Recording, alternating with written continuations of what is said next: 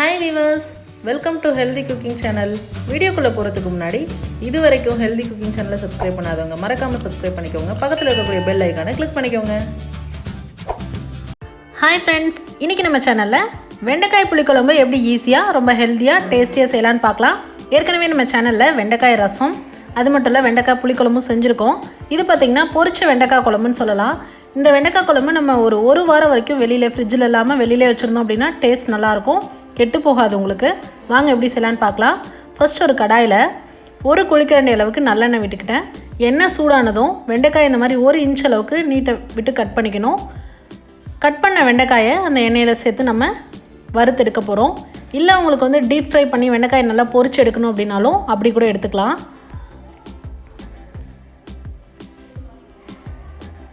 இந்த மாதிரி எண்ணெயில ஃபர்ஸ்ட் வதக்கிட்டு நம்ம வெண்டைக்காயை குழம்புல சேர்க்கும்போது அதோட ஃப்ளேவர் நல்லா இருக்கும், டேஸ்ட் நல்லா இருக்கும். உங்களுக்கு வந்து வெண்டைக்காய் வந்து சாஃப்ட்டா இருக்கும் சாப்பிடும்போது.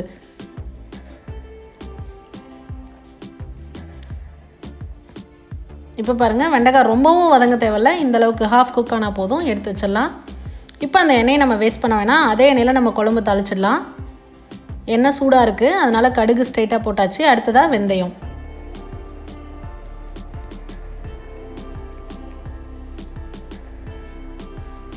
கடுகு வெந்தயமும் பொரிஞ்சு வரட்டும். அடுத்ததா காய்ந்த மிளகாய், கருவேப்பிலை, பூண்டு ஒரு 20 பல் பூண்டு சேர்த்திருக்கேன். அடுத்ததா சின்ன வெங்காயம் 2 கைப்பிடி அளவு சேர்த்திருக்கேன். இப்போ இதெல்லாம் சேர்த்து எண்ணெயில நல்லா வதக்கிக்கலாம். வெங்காயம் ஓரளவுக்கு நல்லா வதங்கி வந்துருச்சு. இந்த ஸ்டேஜில் நம்ம தக்காளி சேர்த்துக்கலாம். 2 மீடியம் சைஸ் தக்காளி சேர்த்துருக்கேன். தக்காளி நல்லா ஜூஸியாக வதங்கி வரணும். அதுக்கு நம்ம கொஞ்சம் உப்பு சேர்த்துட்டோம் அப்படின்னா தக்காளி சீக்கிரமாக வதங்கிடும். இப்போ குழம்புக்கு தேவையான அளவு உப்பு நம்ம சேர்த்துக்கலாம்.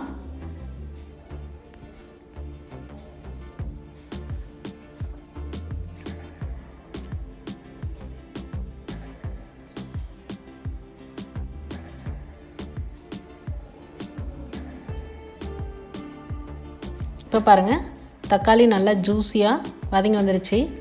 இந்த ஸ்டேஜில் நம்ம மசாலா பவுடர்லாம் சேர்த்துக்கலாம். மஞ்சள் தூள் 1/4 டீஸ்பூன், தனியாத்தூள் 2 டீஸ்பூன்,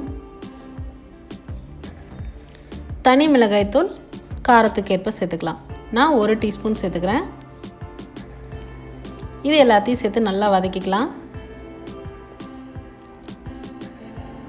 மசாலாவோட பச்சை வாசனை போகிற அளவுக்கு வதக்கிக்கணும்.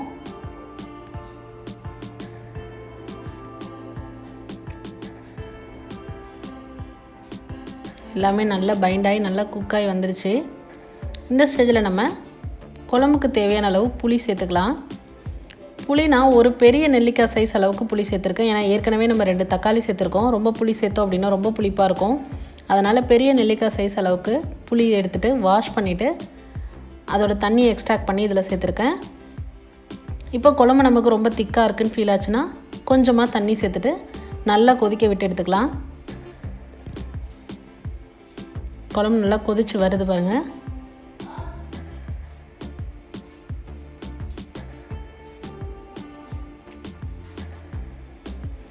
இந்த ஸ்டேஜில் நம்ம என்ன பண்ணலாம்னா நம்ம ஏற்கனவே பொரிச்சு எடுத்துருக்கக்கூடிய வெண்டைக்காயை இதில் சேர்த்து கொஞ்சம் நேரம் வேக விட்டு ஸ்டவ் ஆஃப் பண்ணிடலாம்.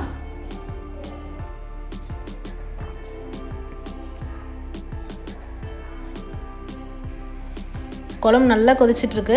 இந்த ஸ்டேஜில் நம்ம பொரிச்சு எடுத்துருக்கக்கூடிய வெண்டைக்காயை சேர்த்துக்கலாம்.